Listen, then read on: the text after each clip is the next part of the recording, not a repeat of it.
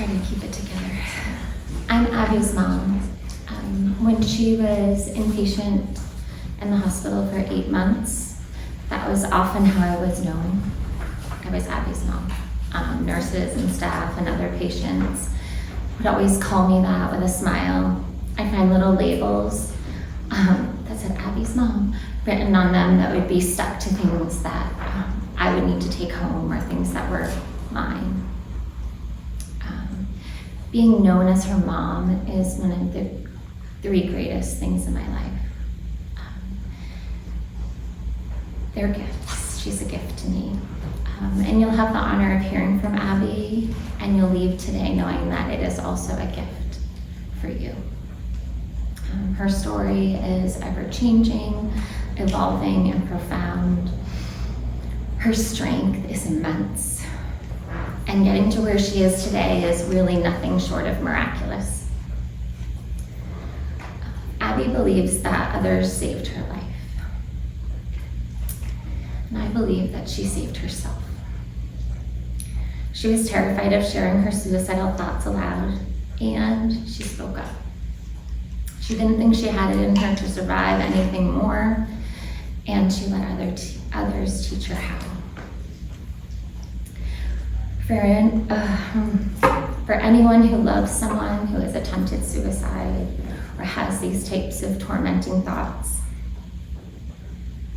please think of the words my daughter wrote in sidewalk chalk this past May. Hold hope close.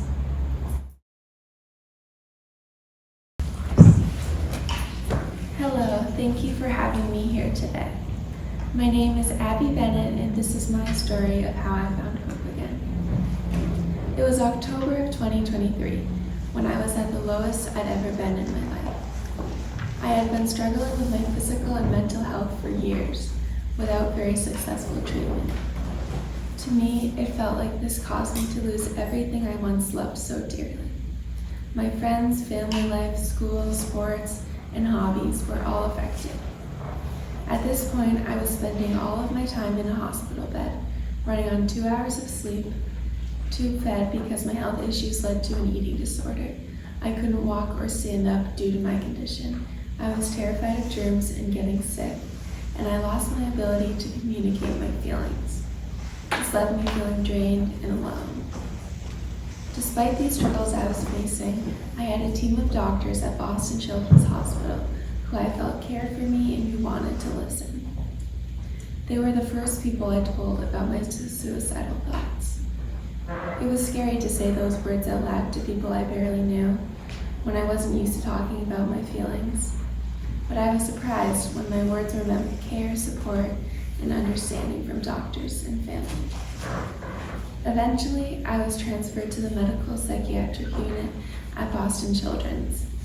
I was very afraid to go there because I knew it would lead to lots of hard work and facing many challenges. I worried about trying foods again, working on walking, being exposed to germs, and not having my parents stay overnight. Those are only a few of the things I felt anxious about. In the new unit, I felt overwhelmed with the thought of a new team of doctors and staff that I wasn't familiar with. I also knew it meant that the people there would keep me safe from harming myself, so I'd have to stay alive through it all. I felt like I didn't have anything left in me to keep fighting these battles. I thought my only answer was to end my life. I knew I couldn't keep living the way I was, but I didn't think I had it in me to make it But I didn't think I had it in me to keep taking these incredibly hard steps. Doctors, staff, and family continued to tell me that I could make it through it all. Yet, I'd been let down by treatments in the past, so I had a difficult time trusting people when they said I could get better. A week into my stay at the medical psychiatric unit, I attempted to take my life. It was a very scary experience, but I had one of my favorite staff members and a wonderful caring nurse who was helping me through the day. I had conversations with my doctors who said they would do anything they could to keep me safe. After that day, it took some time, but I finally began to see that I wasn't alone. Slowly, I was able to start talking to people about my struggles. In my painting, the cuts represent the parts of me that have struggled and put me in danger. The stitches show that I'm safe now, that I wouldn't stay in the dangerous state that I came to the hospital in. There is space for healing, and it is possible. My months in the med psych unit were very difficult. I was facing numerous challenges and working so hard to get through each day. I was adjusting to my new treatment plan and being in a new place with different people. Despite it being a hard change, the staff there were so caring and supportive. I always felt like I had someone looking out for me. I began to feel some hope. My painting has cuts with bandages covering them. The cuts represent the struggles I've had with my health and mental well-being. Bandages are there symbolizing the help I've gotten from Boston Children's Hospital and my family. They show that people have helped me and that they will be there for me throughout my healing process, no matter how long or what it takes. I found my months in the hospital very challenging as I worked on sharing my feelings, doing exposures, walking again, and eating. I needed something to occupy myself during my downtime and help me stay calm. This is when I started folding paper cranes. The paper crane is a symbol of peace, love, hope, healing, and lifelong health. I made about 10 one day, and that's when I decided I would make 1,000. It was a way of promising to myself that I would stay alive. It gave me a goal, and each crane I made would symbolize a life I could look forward to. As my time in the hospital went on, I learned so much, worked extremely hard, and accomplished so many things that I never thought I'd be capable of. With the help of the dietitian, I went from being fully tube fed to eating and enjoying real foods again. I had physical therapy every day, and they worked with me on learning to walk again. I was fighting my fears of germs and sickness.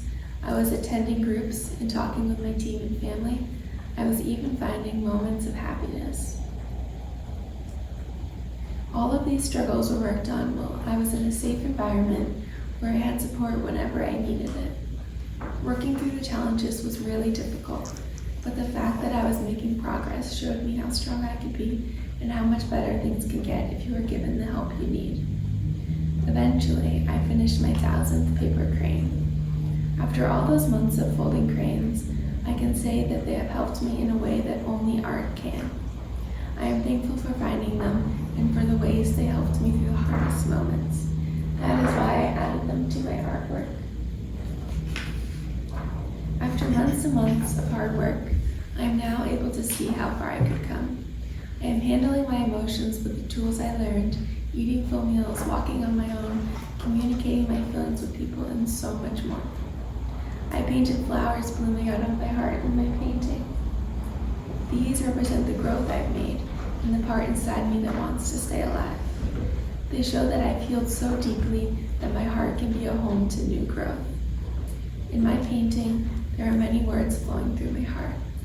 These words are there to show all the parts of me. Some words I included are suffering, determination, healing, pain, trust, encouragement, family, and Boston Children's Hospital staff. I hold these words close inside me, and they remind me that even when it feels like the world is full of pain, there will be times when you find hope again. Years ago, I never could have seen myself improving this much. I am so incredibly thankful for the help I got at Boston Children's Hospital. Together, my team, the staff there, and my parents saved my life. I couldn't have gotten to this safe place in my mind and body without them.